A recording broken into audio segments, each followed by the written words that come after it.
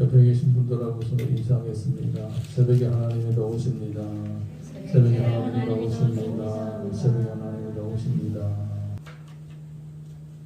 여름에 바닷가에 가서 놀게 되면 보통 바닷물에 몸 담그고 파도 놀이도 좀 하고 그렇게 돌아옵니다.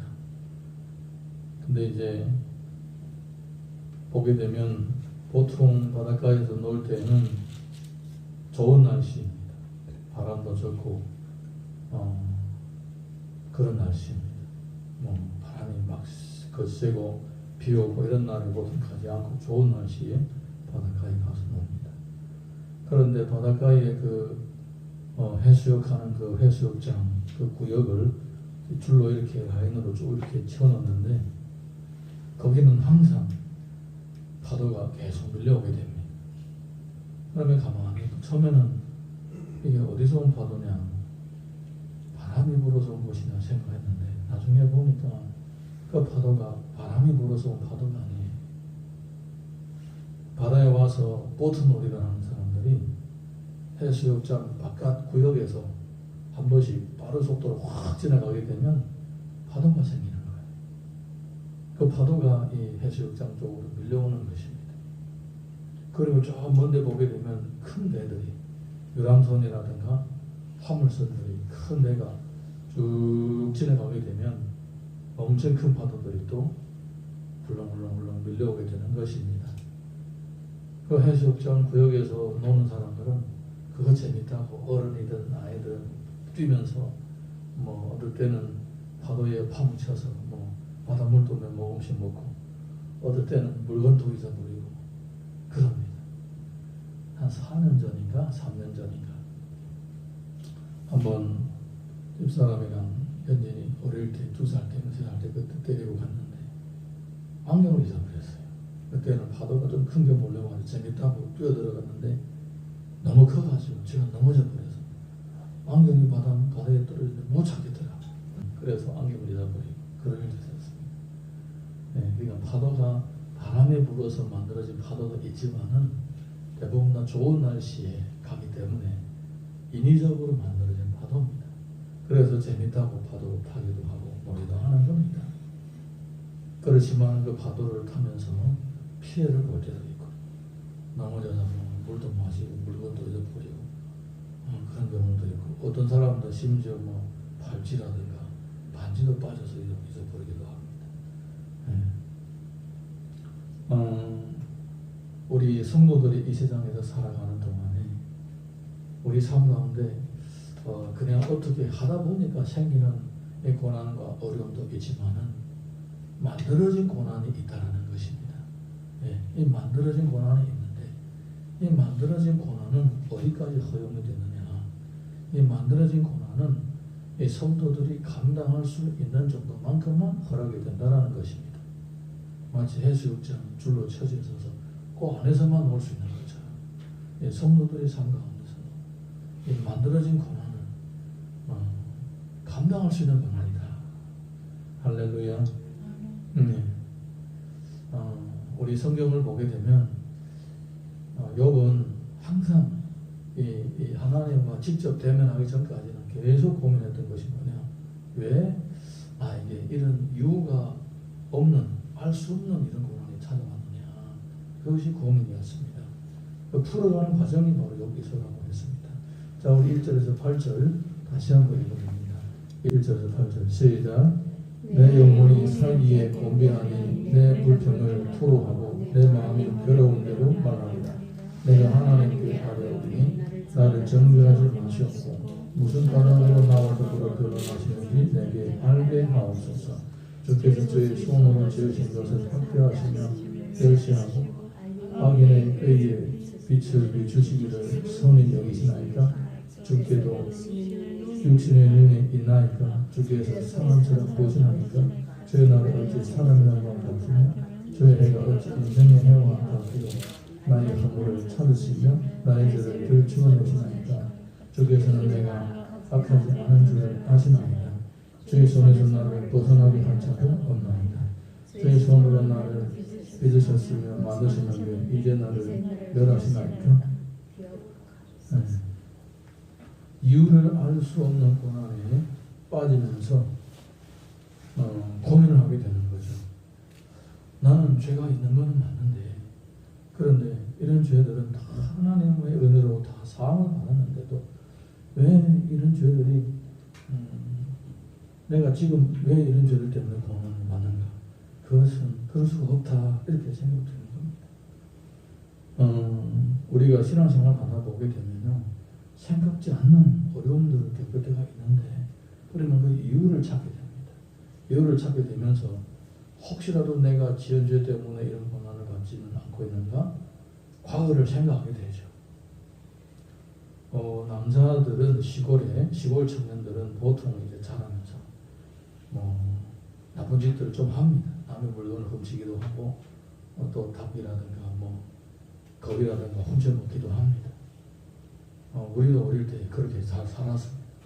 16살 청소년 후반기를 접어들면서 그런 친구들하고 또 마을의 동네 형들하고 그런 짓들 좀 했습니다. 근데 예수님을 믿고 나서 지금까지 10계명에 걸리는 모든 죄를 다 줬고 하나님 앞에 고백하라고 해가지고 종이를 가지고 일일이 다 적었습니다. 생각나는 것만큼 모든 죄를 10계명 있잖아요. 그 10계명으로 쭉 이렇게 나의 과거를 한번 걸러보게 되면 진짜 많아요. 여러분 한번 해보셨어요? 안 해보셨으면 한번 해보세요. 종이를 펼쳐놓고 내가 살면서 얼마나 많은 죄를 졌는가 종이를 적어보십시오. 제가 그때 참 많은 것들을 적어놓고 하나님 앞에 기도하면서 눈물로 회개했던 그런 과정들이 있었습니다. 어렸을 때에 이렇게 남의 친구들하고 같이 남의 닭도 훔쳐먹고 이런 것도 있었지만 다른 것도 있고 이랬는데, 신학교 다닐 때에 어느 날에 제가 지갑을 가지고 밤에 이제 산책을 나왔는데 돌아보니까 지갑이 잊어버린 거예요. 거기에 돈도 있고 신분증도 있었는데 잊어버렸습니다. 근데 그 순간에 무슨 생각이 나냐면, 그때는 20살 초반이었으니까, 예수 믿은 지 한 4년 됐으니까,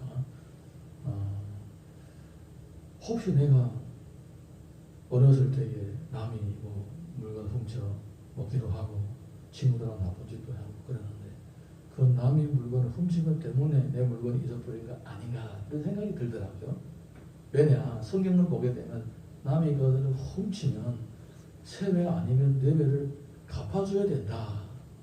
설령 갚아주지 않을지라도 그 가족들이나 친척들이 있으면 그 사람들이 갚아줘야 되고, 가족과 친척이 없으면 그것을 하나님 앞에 바치라, 이런 얘기가 있어요. 저기 출애굽기라든가 레위기, 민수기 쭉 읽어보게 되면 그런 내용들이 있어요. 신명기라 보게 되면. 그래서 혹시 내가 그런 것들 때문에 이런 일이 생기는 거 아닌가, 연날에 죄가 생각나는 것입니다.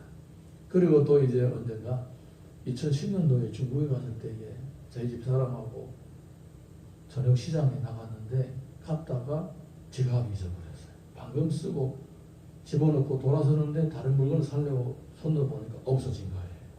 거기도 이제 돈도 있었고 신문지도 있었어요. 그때도 벌써 지난 지 꽤나 오래됐잖아요. 벌써 거의 20년 됐는데, 17, 18년 됐는데도 내가 아직까지도 청산하지 못한 이런 죄가 남아있는가, 이런 생각이 드는 거예요. 아직도 내가 서너 배를 갚아주지 못하거나 아직 하나님 앞에 바치지 못한 죄를 이렇게 깨끗하게 청산 못한 부분이 있는가, 이런 생각이 드는 거예요. 욥도 아마 그러지 않았을까. 근데 욥은 내가 다 청산을 했는데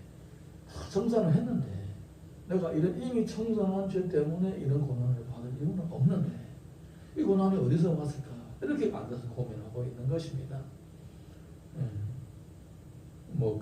꺼진 불도 다시 발하는 얘기 있듯이, 혹시라도 내 지나온 인생 가운데 남아있는 죄의 쓴뿌리가 있지 않은가, 다 그것을 이제 밝혀내고 없애버리는 것이 좋겠죠.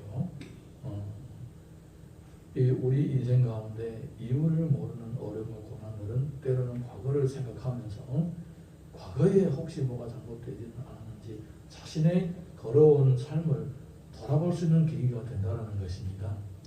이것이 첫 번째 유익이라고 할 수가 있겠습니다. 자, 우리 9절에서 17절 이어서 읽습니다. 9절에서 17절 시작. 기억하옵소서. 주께서 내 몸 지으시기를 흙을 묻히듯 하셨거든 다시 나를 티끌로 돌려보내려 하시나이까. 주께서 나를 적과 같이 쏟으셨으며 엉긴 저처럼 엉기게 하지 않으셨나이까. 피부와 살은에게 이기시며 뼈와 힘줄로 나를 엮으시고 생명과 은혜를 내게 주시고 나를 보사는 힘으로 내 영을 지키셨나이다. 그러한데 주께서 이것들을 마음에 품으셨나이다. 이 뜻이 주께 있는 줄을 내가 아나이다. 내가 범죄하면 주께서 나를 죄인으로 인정하시고 내 죄악을 사하지 아니하시나이다.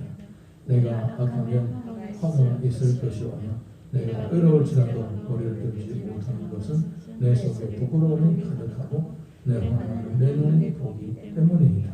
내가 머리를 높이 들면 주께서 젊은 사람처럼 나를 사냥하시며 내게 죄의 놀라움을 다시 나타내시나이다.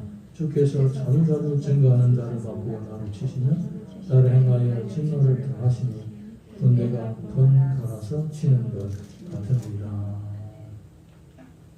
이렇게 자기 과거를 돌아보게 되면 이미 사함을 받았고 해결되었지만은 지금도 그런 죄를 생각하면 부끄럽다는 것입니다. 그래서 내가 지금 비록 내 죄 때문에 고난을 받는 것은 아니라고 확선을 지을지라도 사실은 옛날에 해결받은 죄도 생각하면 아직도 마음이 불편하고 부끄럽다는 겁니다. 그래서 환난을 당해도 사실은 내가 하나님 앞에 죄 없다고 호소하거나 그럴 수 있는 처지가 아니다 이렇게 얘기를 하는 것입니다. 나름대로 욥은 죄와 자기의 인생의 어떤 잘못을 향한 그런 반성하는 마음이 깊은 거예요. 많이 생각하고 있는 사람이다 이것입니다. 그런데 그럼에도 불구하고 거듭거듭 군대가 나를 쳐들어오는 것처럼 계속 고난이 이렇게 밀려오니까 자기가 너무 힘들다 이렇게 하나님 앞에 고백을 하는 것입니다. 욥 같은 경우에는 그 시험을 받고 있는 과정 가운데서는 엄청 힘들었지만은 사실은 결과를 볼 때는 그런 큰 위로를 받았습니다. 그리고 잃어버린 모든 것들을 값주로 보상을 받았습니다. 결론적으로 볼 때는 그 이유를 몰랐던 시험과 고난들이 자기에게는 오히려 하나님을 더 깊이 알아갈 수 있는 기회가 되었다는 것입니다. 우리가 애들을 데리고 바닷가에서 놀러 갈 때는 애들은 생각하지 않습니다. 바다가 재밌다고 뛰어들어갔다가 막 바닷물도 먹고 그리고는 안 들어가겠다고 막 발버둥치기도 합니다. 그것처럼 힘들고 어려운 거예요, 사실. 그 파도는 만들어진 것이지만 재미를 더하기 위해서 만들어진 것이지만은 그 아이들한테는 감당하기가 참 어려운 것입니다. 어려운 것이에요. 그래서 안 들어가겠다고 하기도 하고 또 다시 들어가 나오기도 하고 그런 것처럼 욥이 지금 믿음이 나름대로 보통 사람들과 보다 훨씬 더 성숙하고 성장했지만 그럼에도 불구하고 아직까지도 더 많이 성장해야 되는 그러한 성장해야 되는 많은 과정이 남아있는 사람이었었어요. 그래서 이런 시험이 다가올 때에 고민하면서 어려움을 느끼게 되는 것입니다. 우리가 하나만 기억했으면 좋겠습니다. 생각지 않는 어려움들이 찾아왔을 때에 주님이 함께 하시면 이런 어려움들을 이겨나갈 수 있다는 확신을 가졌으면 좋겠습니다. 할렐루야. 건강으로부터 오는 것이든지 아니면 경제적으로 오는 것이든지 사람 관계에서 생기는 어떤 갈등이든지 어떤 것이든지 주님이 함께 하시면 반드시 이길 줄로 믿습니다. 자, 우리 8절에서 22절까지도 읽어봅니다. 18절에서 22절 시작. 주께서 나를 태에서 나오게 하셨으면 어찌함입니까? 그렇지 아니하셨더라면 내가 기운이 끊어져 아무 눈에도 보이지 아니하였을 것이라. 일사가 없던 것 같이 되어서 태에서 다른 무덤으로 옮겨졌으리이다.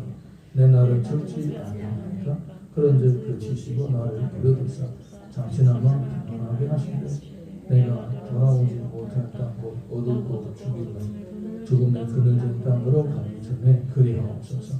땅은 어두워서 흑암 같고 죽음의 그늘이 져서 아무 그늘이 없고 악명도 흑암 같으니이다. 내가 차라리 태어나자마자 죽었으면 이런 고통을 당하지 않았을 텐데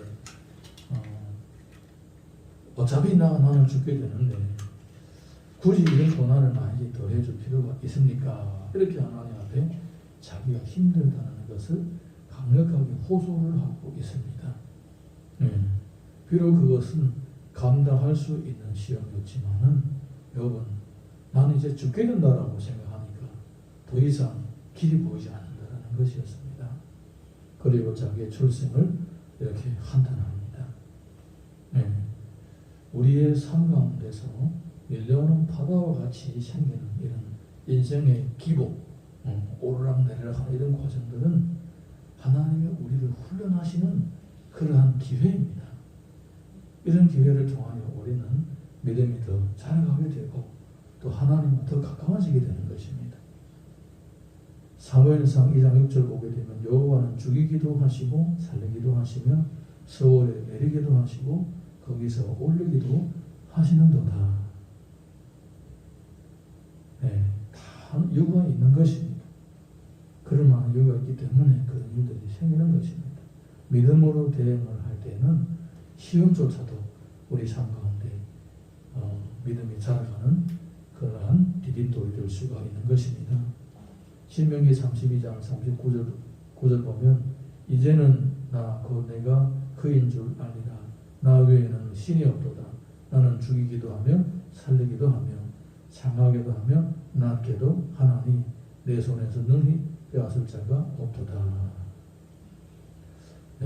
하나님께서 우리를 세워가시는 과정 가운데 항상 인생에 기복이 있다라는 것입니다.